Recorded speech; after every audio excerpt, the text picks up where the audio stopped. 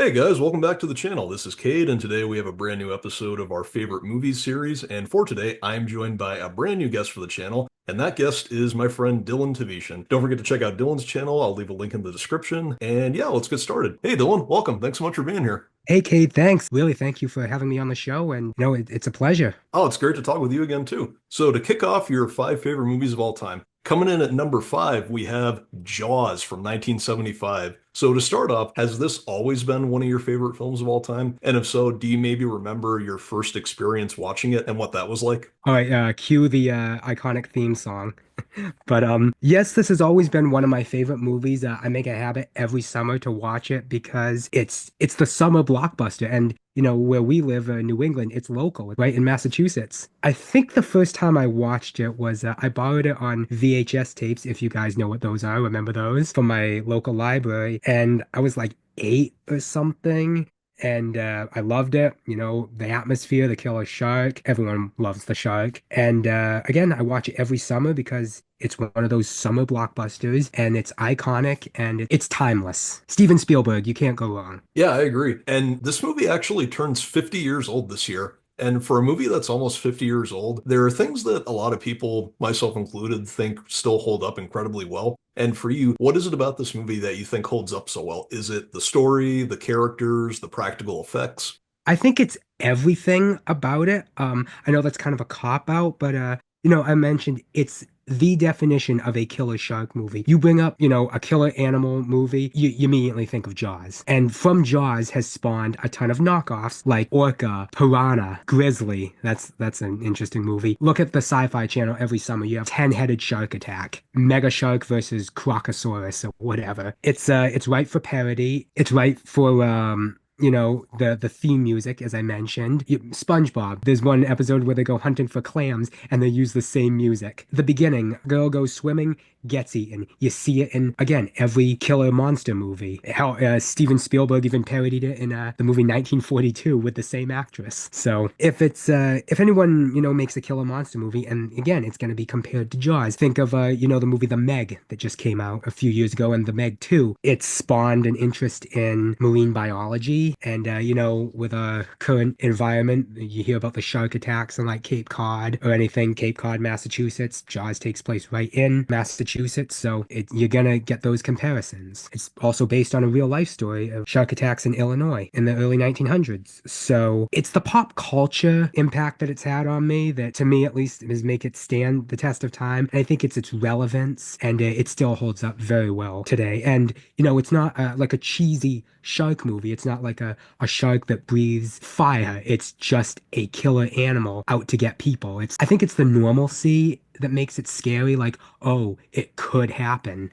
Yeah, and Spielberg has made many great films, and some of his greatest, along with this one, are often considered to be Raiders of the Lost Ark, Saving Private Ryan, Schindler's List, and more. And since this is one of your favorite movies, do you also think that it is Spielberg's best movie of all time? If so, what do you think it does better than his other movies? See, this is a tough question. These questions have stumped me, Cade. So it's made me think. But I think this is one of his best movies. It's hard to say if it is his absolute best. Because, I mean, you mentioned Raiders of the Lost Ark. Again, that's an example of an iconic adventure film with Indiana Jones. So I think it just depends what I'm in the mood for. I mentioned every summer I watch Jaws because it's an iconic summer blockbuster. Well, if I want to watch, say, a war movie, I'll watch Saving Private Ryan. If I want to watch, a sci-fi movie, then there's E.T. And you know what I'm saying? Like it just depends what I want to watch. And with Spielberg, with such an acclaimed director like Spielberg, it's hard to pick because this is, again, you hear this so many times, but best is subjective. And what do you want to watch? It's up to personal preference. You get it? Yeah, I get it. Well, moving on to number four, your fourth favorite movie of all time, that is Scarface from 1932. So for you as a fan of this movie,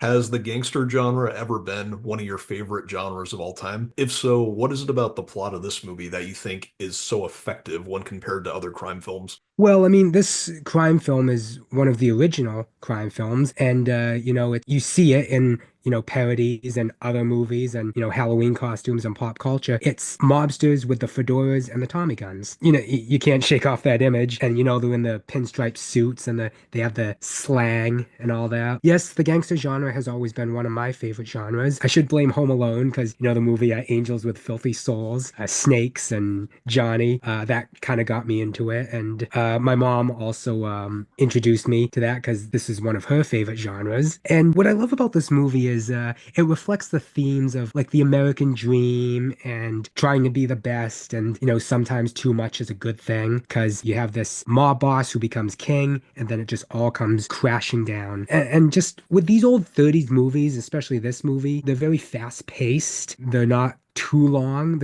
I think this movie's about what, like 100 minutes, 90 minutes, something. So I find the other ones get too convoluted in their plots, and there's maybe too much romance. Not saying that those are bad things, but you can get sidetracked. Like the main character, Tony, he wants to be the boss of Chicago and nothing can stop him. That's it. And again, you get the image of the gangsters with the fedoras and Tommy guns. You can't beat that because this started it all, and other films I feel don't have that impact. If it wasn't for Scarface or Public Enemy or Angels with Dirty Faces, you wouldn't have, say, the remake of Scarface or The Godfather. Yeah, and when you have a character like Tony, he is supposed to be the protagonist of the film, but he can also be seen as more of an anti-hero. And as an audience member, do you enjoy movies and just stories overall where we question whether or not we should be rooting for the main character, or when our main character is not a full-on protagonist?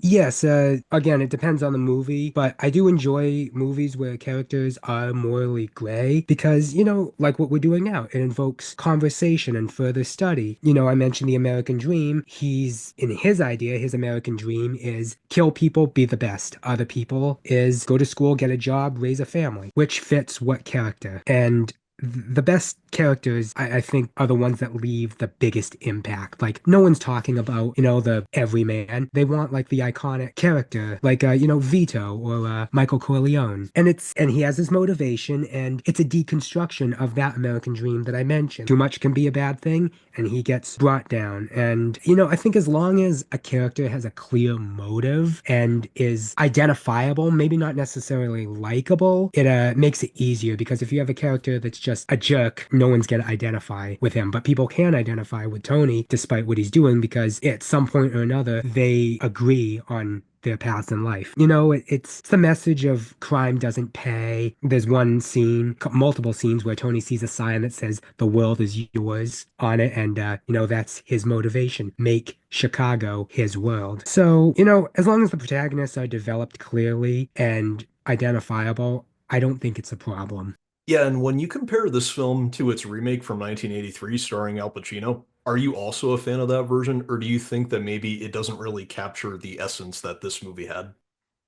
This is a controversial opinion, I know. When I mention the movie Scarface, people immediately think of the Al Pacino version. And to be clear, I like it. I just like this movie better, again, for the impact it's had with its iconic images. But I also feel the Pacino version is a little harder to follow. I also find, and I love Al Pacino, but I find his performance can be a bit over the top. Like his Cuban accent can be a little ridiculous. I admit it's a very badass line, but say hello to my little friend. That's awesome. But then he's just ranting, saying like, I'll take your bullets. And I'm like, okay, this is too funny to be taken seriously. Again, I like the 80s version, but I prefer the 30s version because it's more straightforward. It's less over the top. I see why the 30s can get some hate because it's a product of its time. Again, it's the 30s. There's no computer effects. They're kind of different movies. Like one's Prohibition, the other's the drug trade. I kind of prefer the Prohibition era because the pop culture impact.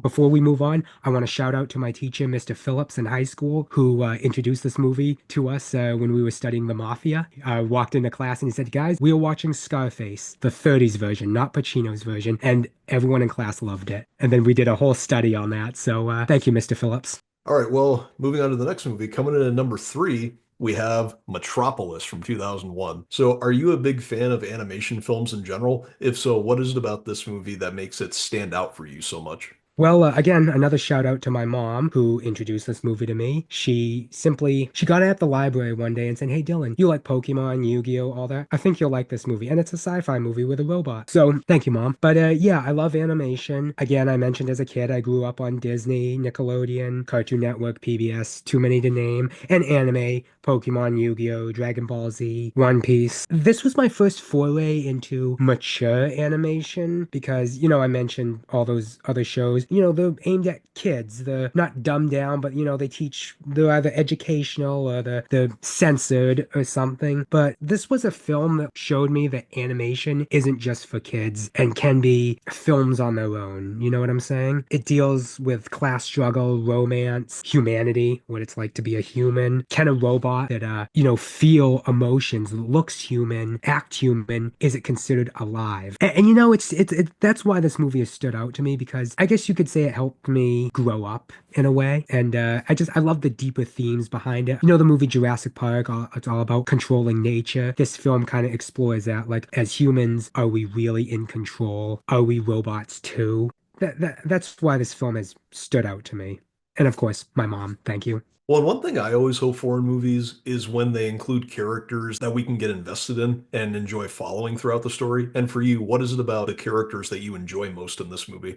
Well, like I mentioned with Scarface, it's the characters that have the goal or the motivation, and we want them to succeed. We can relate to that. As kids, we all want to be the best, so here we are trying to be the best, and overcoming those flaws. And in Metropolis, the aesthetic is very 1920s, 1930s jazz era. So the characters are already all quirky and with their costumes, and it makes them human. And I think that reflects on the themes of the movie, what it is to be a human. And, there's the good guys like Kenichi and Tima. The main characters fall in love, teach each other to be humans. But then there's Rock. He's the main villain. He desperately wants his father's love and hates robots for taking that away from him. So it's, reflects back on us. Don't we want acceptance too? Also, with the characters in this movie, it mirrors the real world of our own class struggles. In the movie, there's different zones. There's the rich on the top and then the poor on the bottom. And, the characters, through dialogue and the story, reflect on the struggles that occur in their daily lives, but also reflect on us because, you watch the news, you hear about poverty, famine. It's again very humanizing and really reflects those themes.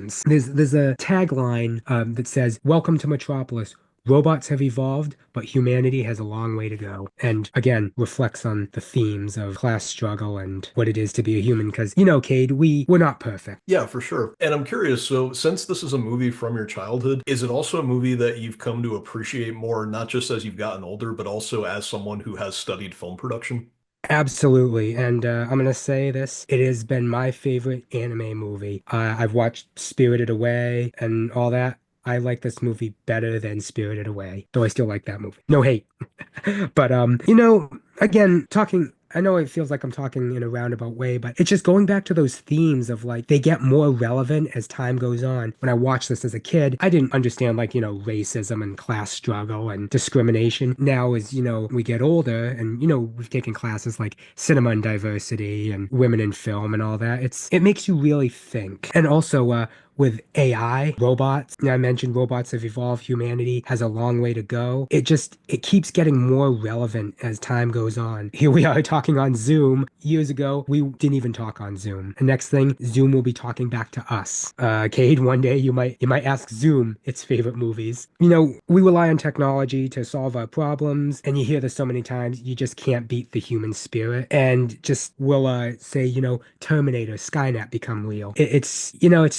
It's scary and it really makes you think. And that's why I like this movie because yes, it's set in the future, but we keep getting closer to that future. And it's scary. We got drones. We will have robots that are standing upright like humans, like Tima. And, does that make them humans? So it's very relevant and very reflective on us. I'm getting philosophical here, but I highly recommend this movie. Well, now moving on to your second favorite movie of all time. We actually have two movies that made the spot, and that is Let the Right One In from 2008 and Let Me In from 2010. So, looking back at both the Swedish version of this movie and the American version, what is it about the story of Let the Right One In and Let Me In that you find so fascinating and good enough to rank as one of your favorite films?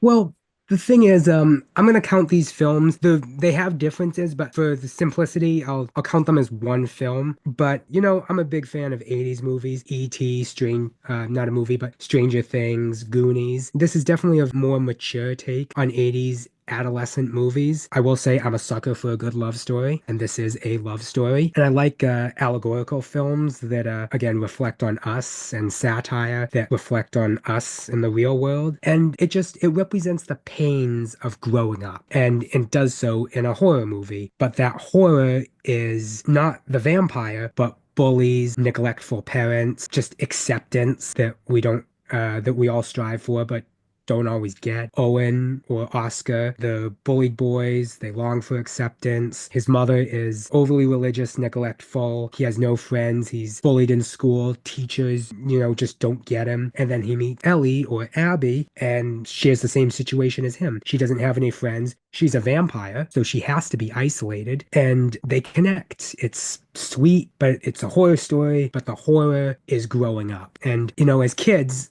again, we all wanted that. We wanted someone to accept us for who we are. Ellie accepts Owen and Oscar for who they are, and vice versa. And the title, Let the Right One In or Let Me In, it literally means let the right one into your life. And it's not a cheesy romance. It might be two kids falling in love, but it's just two lonely people finding the right one. It's awkward, it's uneasy, but they can open up. And I've always found that just really sweet. And I've read the books too. Let the Old Dreams Die, that's the sequel, and Let the Right One In. They're both really good books, and you can tell. Well, and Let the Right One In and Let Me In, like you were saying, not only work as horror stories, but concurrently they also do work as romance stories. And for you as an audience member and as a young filmmaker, do you enjoy when movies are more than just one specific genre? Absolutely. Genres will always merge at some point because if you have just one genre, and I don't mean this like as a rule, but if you have one genre, it won't always reflect, say, the themes of the movie. Like comedy has to dip at some point. I read this in my screenwriting books. Drama has to lighten up. You know the movie Airplane? Yes. Awesome movie. It's a parody movie, but it's a disaster movie, and it's romance and it's a comedy, and it gives rise to other movies. And with mixed genres, they can give rise to other movies as well. Like you have your action adventure movies, horror comedy, like Shaun of the Dead. Let the Right One In and Let Me In should have those blended messages because it gets across the message of acceptance and love and reflects on the themes